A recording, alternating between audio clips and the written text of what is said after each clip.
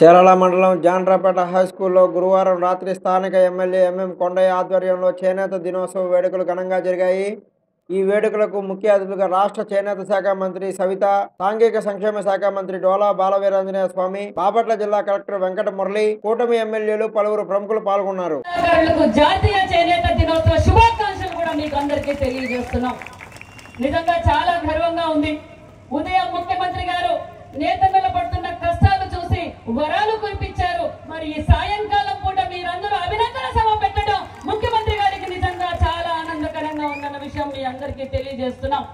మరి అందరూ పెద్దలందరూ మాట్లాడారు, చివరిగా నాకిచ్చారు, చాలా సంతోషం. మరి గతంలో మరి నాకు ఈ రోజు కూడా ఇక్కడికి రావాలని లేదు. మరి లాస్ట్ ఇయర్ కూడా ముఖ్యమంత్రి గారు రావాల్సిన సభకు మరి మన కొండయ్య గారు అమ్మ నువ్వు రావాల్సిందే అని ఆదేశించారు. మరి ఈ రోజు కూడా ఇక్కడికి రావాల్సిందే అని ఆదేశించారు. నిజంగా చాలా ఆనందంగా ఉంది. మరి ఈ సభను ఇంత విజయవంతం చేసిన మరి మాస్టర్స్ వీవర్స్ తరఫున కూడా వారు కూడా ప్రత్యేకమైన ధన్యవాదాలు. ఎందుకంటే వాళ్ళు స్వచ్ఛందంగా ఇంత పెద్ద కార్యక్రమాన్ని ఏర్పాటు చేసిన మరి బుచ్చేశ్వరరావు గారికి, వారి సభ్యుల కమిటీ వారికి కూడా ప్రత్యేకమైన ధన్యవాదాలు తెలియజేస్తున్నాం. మరి పెద్దలందరూ చెప్పారు, బడుగు బడిగిన వర్గాల్లో అక్కను చేర్చుకుంది మన అన్న నందమూరి తారక రామారావు గారు. తెలుగుదేశం పార్టీ స్థాపించిన తర్వాత నేతన్నలను కూడా అక్కను చేర్చుకుంది మన అన్న నందమూరి తారక రామారావు గారు. ఆ తర్వాత మన విజనరీ లీడర్ మాన్యశ్రీ ముఖ్యమంత్రి చంద్రబాబు నాయుడు గారు నేతన్నలు పడుతున్న కష్టాలని 14-19లో ఒక స్వర్ణయంగా మార్చారన్న విషయం మీకు అందరికీ తెలుసు. ఎందుకంటే రాష్ట్రం విడిపోయి కూర్చోడానికి కుర్చీ లేకపోయిన సమయంలో కూడా మన ముఖ్యమంత్రి గారు నేతన్నలకు పెద్దపీట వేశారన్న విషయాన్ని మరొక్కసారి మీకు గుర్తు చేస్తున్నాం.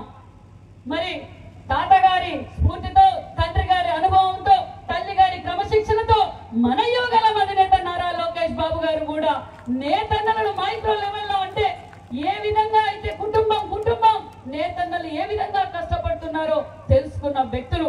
మరి 14-19లో మనం ఏ విధంగా చేశాం, 19-24లో ఏ విధంగా భూపకాసుడు వచ్చాడో, ఈ రంగుల రెడ్డి వచ్చాడో, నా నేతన్నలు అని చెప్పి ఓటేయించుకొని నేతన్నలను రోడ్డు కొదిలేసి ఆత్మహత్యలు చేసుకున్నారన్న విషయం మీకు అందరికీ తెలుసు.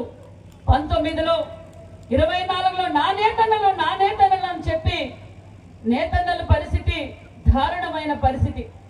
మరి మనం నేతన్నలు పడుతున్న కష్టాలు ప్రతిపక్షంలో కూడా పోరాటం చేశారు మన ముఖ్యమంత్రి గారు, వేదిక పైన ఉన్న నాయకులు, తెలుగుదేశం పార్టీ కుటుంబ సభ్యులు అందరూ.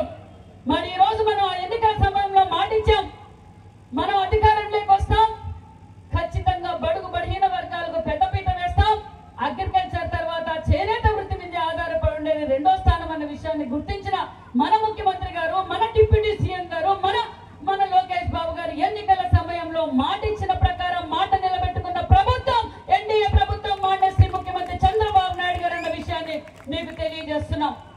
ఎందుకంటే నేతన్నలు కుటుంబం కష్టపడతారు. అతి తక్కువ వయసులోనే వాళ్ళకు అనారోగ్య పాలు కూడా అవుతారన్న విషయం మనందరికీ తెలుసు.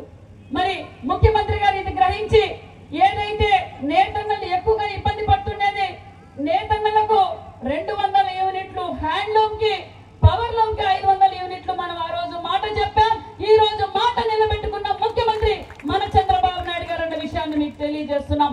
ఒక్కొక్క 200 యూనిట్ కి ఒక్కొక్క నేతన్నకి సంవత్సరానికి సుమారుగా 15,000 రూపాయలు మనం వాళ్లకు ఆసరాగా అందించినట్లు కూడా విషయం మీకు తెలియజేస్తున్నాం.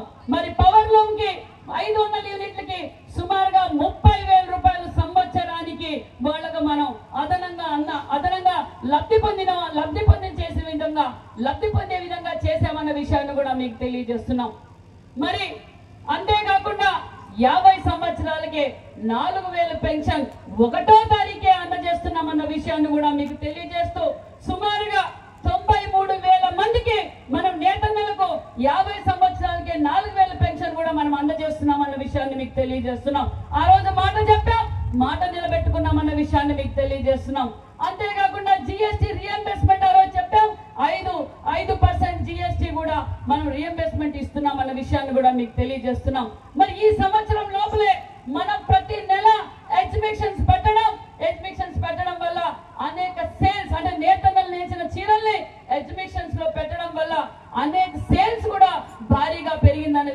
మీకు తెలియజేస్తున్నాం. ఆప్కో సేల్స్ కూడా పెరిగాయన్న విషయాన్ని కూడా మీకు తెలియజేస్తున్నాం. మరి నరేంద్ర మోడీ గారి ఆశీర్వాదంతో ఈ రోజు మన రాష్ట్ర